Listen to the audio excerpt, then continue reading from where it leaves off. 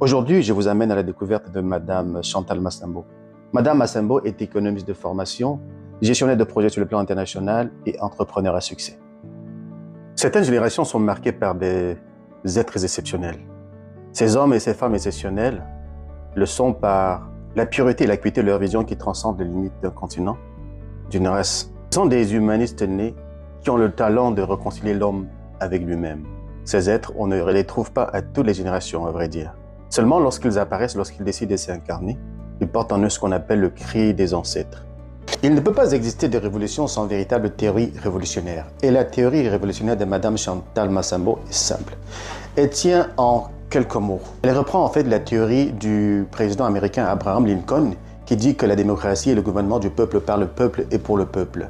Cela signifie que le peuple a cette capacité de déterminer lui-même ce dont il a besoin et de trouver les moyens pour trouver des solutions. Donc, les véritables révolutions ne sont pas celles qui sont impulsées par l'extérieur, mais ce sont celles qui sont définies par le peuple lui-même qui décide de prendre son destin en main, de vérifier les problèmes auxquels il fait face dans son environnement et en fait, par la suite, de trouver des solutions. Il revient à chaque génération de découvrir sa mission historique, de l'accomplir ou la trahir. Pense Fanon. En son temps, Nelson Mandela a mis tous ses efforts en œuvre pour aider l'Afrique du Sud à sortir du système de l'apartheid. Bobby Seale et Will Norton aux États-Unis ont créé le mouvement des Black Panthers pour essayer de redoser le blason terni des Noirs des Amériques.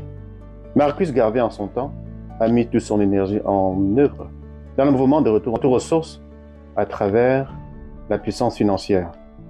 Wangari Maathai, au Kenya, a démontré qu'on était capable de prendre notre destin en main à travers le projet qui permettait de reboiser la forêt, on pouvait repousser le désert. Ils ont cette capacité d'empathie hors du commun et ils sont capables d'aller trouver chez l'être humain ce qui lui manque de mieux et l'accompagner à reconnecter avec les parties manquantes de lui-même.